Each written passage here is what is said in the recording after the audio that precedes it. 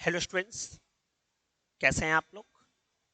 आप सभी प्यारे बच्चों को टेक्निकल क्लासेस के यूट्यूब चैनल पे स्वागत है। आज हम लोग बात करने जा रहे हैं उन विद्यार्थियों के लिए जो फोर्थ सेमेस्टर मैकेनिकल इंजीनियरिंग में है। वैसे बच्चे जो फोर्थ सेमेस्टर मैकेनिकल इंजीनियरिंग में हैं, उन लोगों को एक सब्जेक्ट पढ़ना है, थर्मल इंजीनियरिंग 2। यह एक बहुत ही इंपॉर्टेंट और कॉन्सेप्चुअल पेपर है। इस सब्जेक्ट को अगर बढ़िया से समझना है तो इसके लिए आप लोगों ने थर्ड सेमेस्टर में एक सब्जेक्ट पढ़ा था बीएमई। तो बीएमई का यूनिट नंबर 1 अच्छे से क्लियर होना चाहिए। लेकिन जिन विद्यार्थियों का क्लियर नहीं है, जिन्होंने पिछले सेमेस्टर में क्लास नहीं करा है, उनको पैनिक होने की जरूरत नहीं है, उनको घबराने की जरूरत नहीं है। जब ये सिलेबस हम इसका स्टार्ट करेंगे पढ़ाना, तो उससे पहले हम बेसिक बात आपको बता देंगे ताकि आपको ये सब्जेक्ट पढ़ने की जरूरत ना पड़े, है ना। बढ़िया से सब कुछ समझ में आने लगे। अब बात करते हैं हम आगे, है ना। अब ये बताना सबसे इंपॉर्टेंट बात हो जाता है कि इस सब्जेक्ट को समझने के लिए बीएमई को पढ़ना बहुत जरूरी है, यूनिट नंबर जो हम आपको प्रोवाइड करेंगे। तो इसमें हम लोगों को पढ़ना क्या क्या है, मतलब इस सेशन में हम लोग डिस्कस करने वाले हैं सिलेबस एनालिसिस। सिलेबस का एनालिसिस करने वाले हैं कि हमको क्या क्या पढ़ना है। याद रहे बच्चा लोग, हमेशा से आप कोशिश करेंगे कि ये जो वीडियो लेक्चर है, आपको जो कोर्स मिल रहा है, इस कोर्स को लाइव ही देखेंगे। लाइव देखिएगा, कॉन्सेप्ट क्लियर होगा। रिकॉर्डेड देखिएगा, सेमेस्टर पास करिएगा। लाइव देखिएगा, भविष्य में तो जरूर काम आएगा। कॉन्सेप्ट अगर होगा बेहतरीन तो सेमेस्टर पास करना नॉट द बिग डील, आसानी से पास कर सकते हैं। आगे की बात करते हैं। तो इस सब्जेक्ट में हम लोगों को बच्चा लोग टोटल 5 यूनिट पढ़ने हैं। पहला है गैस टरबाइन जेट प्रपोल्सन। दूसरा यूनिट है प्रॉपर्टीज ऑफ स्टीम। तीसरा यूनिट है स्टीम जनरेटर। चौथा यूनिट है स्टीम नोजल। और पांचवा यूनिट है स्टीम टरबाइन। ये जो 5 यूनिट्स पढ़ने हैं, इसमें से सबसे खास बात यह है ना कि अगर आप ये यूनिट नहीं समझ पाते हैं तो फिर ये तीनों में से यूनिट आपको समझ में आने में कष्ट होगा, मतलब कि समझ में नहीं आएगा। क्योंकि आप साफ देख रहे हैं कि पहले स्टीम के बारे में जानेंगे तभी ना हम स्टीम जनरेटर, स्टीम नोजल और स्टीम टरबाइन के बारे में जान पाएंगे। तो इंपॉर्टेंट है कि नहीं है। हाँ, ये डिपेंडेंट टॉपिक है, स्टीम से इसका कुछ लेना देना नहीं है। तो अब हमको इसमें पढ़ना क्या क्या है, ये ज्यादा जरूरी है बच्चा लोग। तो हम लोगों को यूनिट 1 में साफ पता है कि 2 पार्ट पढ़ना है, एक गैस टरबाइन और एक जेट प्रपोल्सन। ये जो गैस टरबाइन है वह काम करती है एयर स्टैंडर्ड ब्रेटन साइकिल पे। अब साफ समझ में आ रहा होगा, नाम क्या है, साइकिल। साइकिल आपने पढ़ा होगा, 2 या 2 से अधिक प्रोसेस को कंबाइन करके बनता है साइकिल। अब प्रोसेस क्या है, हमने पढ़ा था कि भाई आइसोथर्मल प्रोसेस होते हैं, आइसोबारिक प्रोसेस होता है, आइसोकोरिक प्रोसेस होता है, आइडियावेटिक प्रोसेस होता है, पॉलीट्रॉपिक प्रोसेस होते हैं। ये सब क्या है, प्रोसेसेस। तो सबसे पहली बात कि जो गैस टरबाइन है वह किस पे काम करता है? ब्रेटन साइकिल पे काम करता है। तो ब्रेटन साइकिल पहले समझना बहुत जरूरी है, तब ना गैस टरबाइन समझेंगे। अरे ये तो बात क्लियर हो गया कि हम लोगों ने फ्लूइड मैकेनिक्स में टरबाइन जो पढ़ा था, तो वहां पर क्या हो रहा था कि वाटर जाकर के स्ट्राइक कर रहा था। फ्लूइड मैकेनिक्स में पढ़े थे हम लोगों ने ब्लेड को, और इस बार वाटर नहीं, वहां पर क्या जाके स्ट्राइक करने वाला है? गैस। तो ये हो गया गैस टरबाइन, और वहां से हम लोगों को पावर मिलेगा। अब इसी में हम लोग पढ़ेंगे कि गैस टरबाइन के टाइप्स क्या हैं। मतलब यहां पर साफ दिखा हुआ है, open cycle gas turbine, close cycle gas turbine. हमको इसका पीवी और टीएस डायग्राम बनाना है, और साथ साथ न्यूमेरिकल भी करना है। तो ये तो पहले पार्ट की बात हुई। दूसरे पार्ट में नाम है जेट, और अगले का नाम है प्रोपल्शन। जेट क्या होता है? तो अगर कोई भी फ्लूइड बहुत हाई स्पीड से जा रही हो, तो उसको हम जेट बोलते हैं। जैसे आपने सुना होगा जेट ऑफ वाटर, तो यहां पर जेट ऑफ गैस है। और पुल्सन का मतलब होता है एक ऐसा फोर्स जो फॉरवर्ड में मोशन दे। अब आपने क्या देखना है कि इसमें अपने को पढ़ना है किसके बारे में? तो देखो, टर्बोजेट इंजन के बारे में, इसमें पढ़ना है रैम जेट इंजन के बारे में, इसमें पढ़ना है अपने को रॉकेट के बारे में। रॉकेट में क्या देखे हम लोग? यही देखे थे ना कि रॉकेट आगे जाता है तो पीछे देखते हो कितना ज्यादा आग निकलता है पीछे साइड। तो ये पीछे साइड ऐसे आग निकलता है, तभी तो रॉकेट आगे जा पाता है। ये सब चीज हमको इस टॉपिक में पढ़ने हैं। बच्चा पार्टी ध्यान में रखना है कि भाई साहब, इस गैस टरबाइन वाले पार्ट से 2 से 3 नंबर के ऑब्जेक्टिव पूछे जाते हैं, एक 4 नंबर और एक 6 नंबर का न्यूमेरिकल पूछा जाता है। लेकिन अगर हम वहीं पे बात करते हैं दूसरे पार्ट का, जो कि जेट प्रपोल्सन है, तो इससे 1 से 2 नंबर का ऑब्जेक्टिव, एक 4 नंबर का क्वेश्चन, थ्योरेटिकल क्वेश्चन, 6 नंबर का कोई सवाल नहीं पूछा जाता है। आसान है, कंसेप्चुअल है, मजा आएगा। दूसरी कहानी, अगर हम बात करते हैं यूनिट नंबर 2 की, तो यूनिट नंबर 2 में हम लोगों को पढ़ना है प्रॉपर्टीज ऑफ स्टीम। अब प्रॉपर्टीज ऑफ स्टीम, उससे पहले बात करते हैं कि सबसे पहले जानेंगे कि स्टीम क्या है। तो वाटर का जो गैसियस फॉर्म है, हमको पता है ना कि वाटर का जो सॉलिड फॉर्म है उसको आइस बोल देते हैं। तो वाटर का जो गैसियस फॉर्म है उसको हम स्टीम बोल देंगे। तो सबसे पहले जानते हो कि इसमें हमको ये सीखना है कि स्टीम बनता कैसे है ना। जब हम प्रेशर को कांस्टेंट रखें, मतलब कि कांस्टेंट प्रेशर पर स्टीम हम कैसे बनाएं, इसके बारे में पढ़ना है। फिर इसी में हमको पढ़ना है कि इंडस्ट्री में स्टीम का यूज क्या है। फिर कुछ डेफिनेशन पढ़ने हम लोगों को कि सैचुरेटेड लिक्विड लाइन क्या होता है, सैचुरेटेड वेपर लाइन क्या होता है, लिक्विड रीजन क्या होता है, वेपर रीजन क्या होता है, वेट रीजन क्या होता है। इन सारी बातों को हम लोग धीरे धीरे धीरे धीरे करके एक्सप्लेन करेंगे।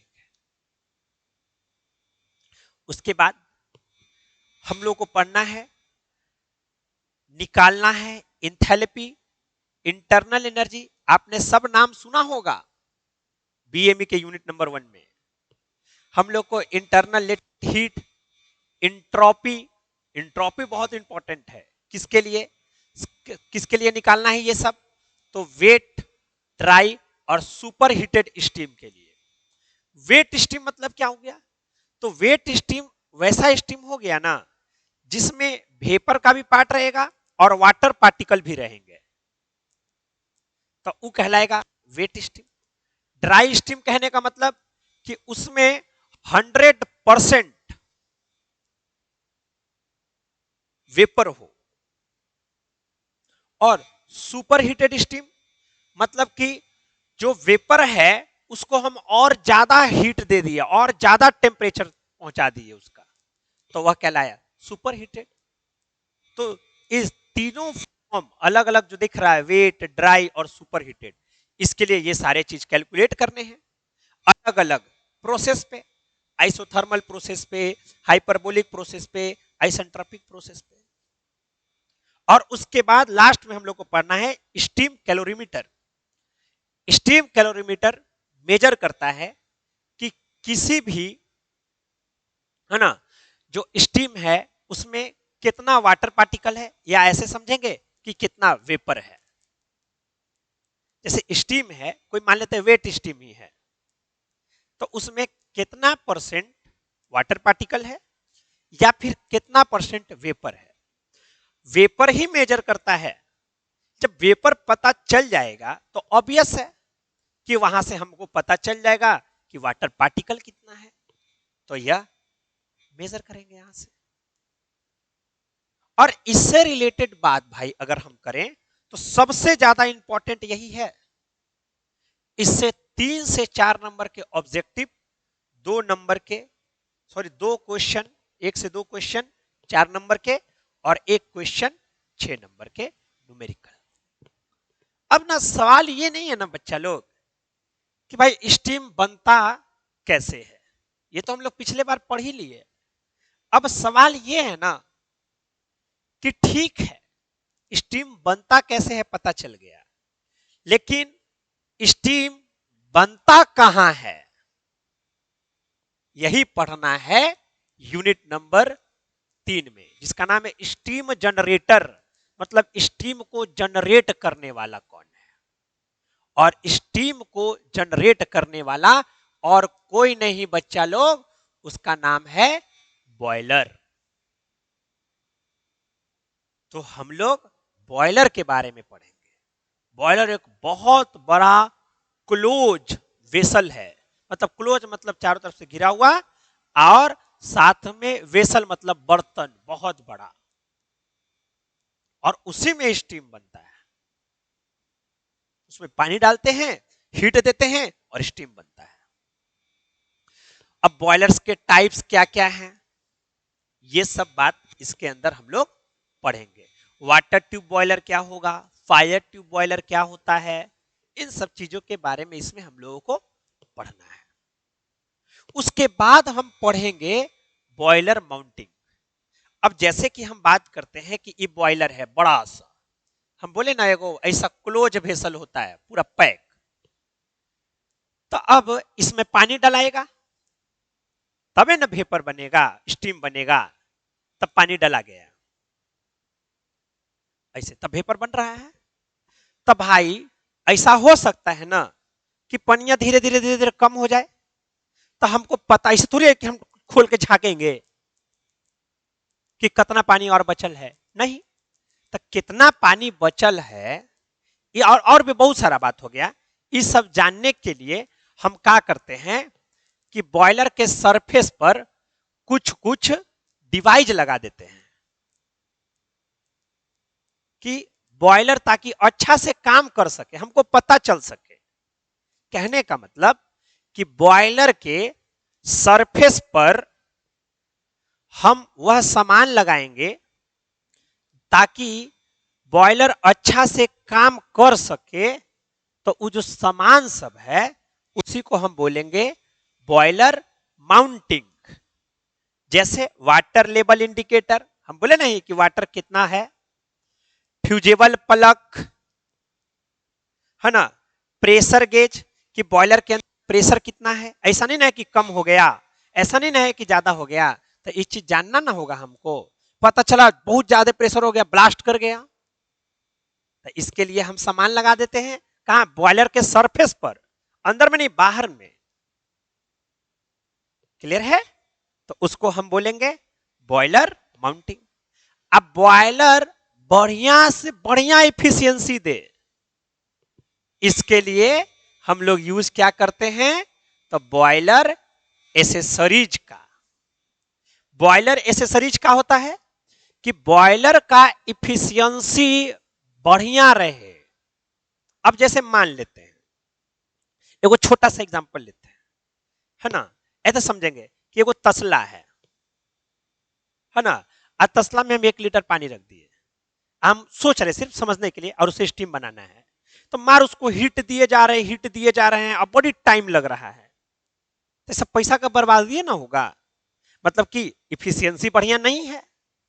तो बॉयलर की इफिशियंसी को बढ़ाने के लिए जो चीज का हम यूज करते हैं, उन सब चीज को क्या बोलेंगे? Boiler accessories. बॉयलर अच्छा से काम करे, इसके लिए जो सामान लगाएंगे, बॉयलर माउंटिंग। बॉयलर की इफिशियंसी को बढ़ा सके, उसके लिए जो सामान लगाएंगे वह बॉयलर एसेसरीज। तो ये सब चीज इसमें पढ़ना है। और भाई टर्म्स हैं, है ना, एक्सप्लेन करने हैं कि क्या होता है एक्चुअल इवोपरेशन, इक्विवेलेंट इवोपरेशन। कुल मिला जुला करके इस यूनिट में हम लोगों को बॉयलर के बारे में डिटेल चर्चा करना है। ठीक, कोई दिक्कत नहीं। अब मान लिए कि स्टीम कैसे बनाना था पता चल गया, कहां बनाना था पता चल गया। अब मान लेते हैं कि बन गया स्टीम। तब बन गया स्टीम, तो इसका क्या करें? चूंकि हम लोग मैकेनिकल से रिलेटेड हैं, तो अब हम लोग क्या करेंगे कि स्टीम टरबाइन चलाएंगे। तो ठीक है, तो जो स्टीम बना है, तो उस स्टीम के तो प्रेशर बहुत ज्यादा है, बहुत ज्यादा प्रेशर और बहुत ज्यादा हीटेड रहता है। तो हम क्या करते हैं कि इसके लिए हम लोग पढ़ते हैं अगला यूनिट, जिसका नाम है स्टीम नोजल। स्टीम नोजल का दो गो काम। Cauchy Cauchy? पहला कि जो स्टीम हाई प्रेशर में आ रहा है, उससे हीट लेकर के और उसकी वेलोसिटी को बढ़ा देना। किसकी? स्टीम की, पहली बात। और दूसरी बात, टरबाइन पर वो जा करके या स्टीम को गाइड करना, ताकि टरबाइन के ब्लेड को स्ट्राइक कर सके अच्छे तरीके से। ये दोनों काम नोजल का है। तो नोजल में हम लोग बात करते हैं flow of steam through nozzle, nozzle से स्टीम कैसे फ्लो करता है। उसके बाद velocity of stream at exit of nozzle, जब नोजल से बाहर निकलेगा तो वेलोसिटी क्या होगी? स्टीम की, लेकिन वह लिखना है किसके फॉर्म में? हीट ड्रॉप के फॉर्म में। जब तक हीट ड्रॉप नहीं होगा, काइनेटिक एनर्जी आएगी नहीं। आखिर कोई ना कोई एनर्जी तो कन्वर्ट होगा ना भाई। तो हीट एनर्जी को यहां पर कन्वर्ट कर देते हैं हम लोग,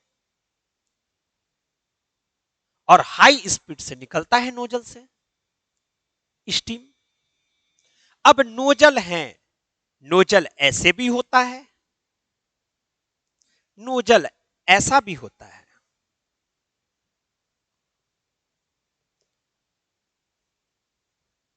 और नोजल ऐसा भी होता है। इसको बोलते हैं कन्वर्जेंट नोजल, इसको बोलते हैं डाइवर्जेंट नोजल, इसको बोलते हैं कन्वर्जेंट डाइवर्जेंट नोजल।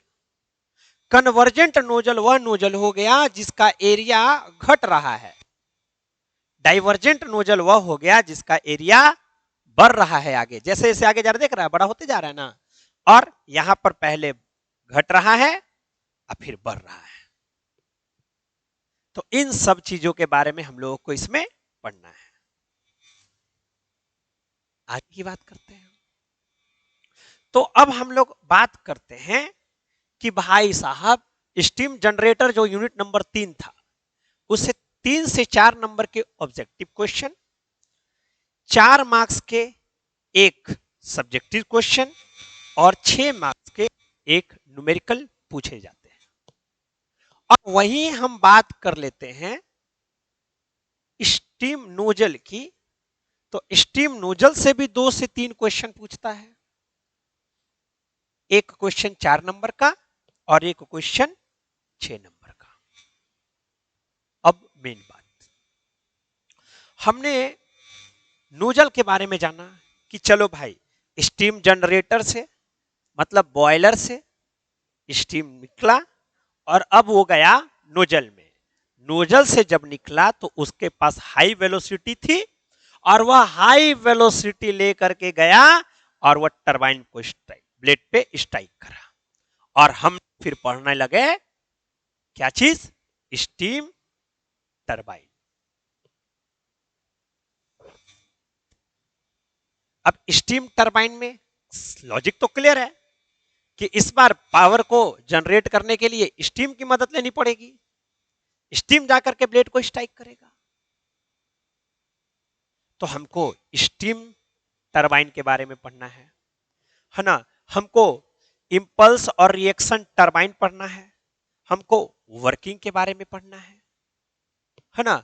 हमने सारा कुछ एकदम वेलोसिटी डायग्राम है, वर्किंग लिखने हैं, सारा कुछ एक एक चीज करके पढ़ना है। और लास्ट में हम लोग गवर्निंग ऑफ स्टीम टरबाइन पढ़ेंगे, न्यूमेरिकल बनाएंगे और लास्ट क्लोज कर देंगे टॉपिक को। ये बहुत ही कॉन्सेप्चुअल है। सबसे पहली बात कि अगर किन्हीं बच्चों को ऐसा लग रहा है कि थर्मल 1 से रिलेटेड है, तो नहीं है थर्मल 1 से रिलेटेड। इसका पूरा का पूरा कॉन्सेप्ट जो है वह बीएमई का यूनिट नंबर 1 से है। अरे खूब खेल होगा इंट्रोपी का,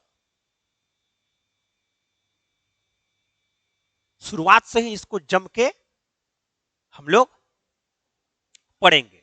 आप अपने सीनियर से जरूर पूछिएगा कि पिछले बार जिस लेवल का पढ़ाया गया था और कैसा वो लोग का एग्जाम गया था। आप सीनियर को सुने और किसी की नहीं, है ना। और हाँ, सीनियर की सुने और खुद की देखें और उसके बाद आप कोर्स में ज्वाइन करें। पहले आप डिसीजन ले लें और फिर देखें कि हाँ, ऐसा नहीं कि वो बोल दिया तो हाँ, अब वो बोल दिया कि नहीं सर थर्मल 2 बहुत बढ़िया पढ़ाए थे तो आप ले लें एडमिशन। नहीं, आप देखें कि ठीक है, आप देखें एक बार कि हाँ मेरे को समझ में आ रहा है कि नहीं आ रहा है। ये ज्यादा इंपॉर्टेंट है बच्चा लोग। आगे की बात करते हैं। अब इस टॉपिक से अगर हम बात करें तो भाई 4 से 5 क्वेश्चन ऑब्जेक्टिव पूछे जाएंगे, 2 से 3 4 मार्क्स के क्वेश्चन और 6 मार्क्स के एक क्वेश्चन पूछे जाते हैं। वो भी वेलोसिटी डायग्राम बना करके न्यूमेरिकल बनाना होगा। ये पूरा का पूरा बच्चा लोग सिलेबस का एनालिसिस हुआ। इंटरेस्ट आएगा जब पढ़ोगे तो। अब हम लोग बुक की बात कर लेते हैं। 2 बुक हम लोग यहां पर आपको बता रहे हैं। एक है आर.के. राजपूत और दूसरा है आर.एस. खुरमी। हम लोग इस बुक से पढ़ेंगे, जम के पढ़ेंगे, बढ़िया से पढ़ेंगे, अच्छा कॉन्सेप्ट के साथ पढ़ेंगे। हाँ, आप इस वीडियो को अपने दोस्तों के पास भी जरूर शेयर करेंगे। ये जो हमारा कोर्स है 4th सेमेस्टर मैकेनिकल इंजीनियरिंग का, वह ऑनलाइन और ऑफलाइन दोनों मोड में है। अगर जो बच्चे ऑनलाइन लेना चाहते हैं वह हमारे ऐप टेक्निकल क्लासेस डाउनलोड करेंगे और वहां से कोर्स को परचेस कर लेंगे। मेरा आपसे वादा है कि हम पूरी कोशिश करेंगे कि आपको एक बहुत ही बढ़िया कंटेंट दें। तो बच्चा पार्टी, आप इस वीडियो को जरूर शेयर करिएगा, जो बच्चे नए आए हैं वह सब्सक्राइब करेंगे चैनल को। और आज के लिए इतना ही, मिलेंगे हम लोग क्लास में। Thank you very much.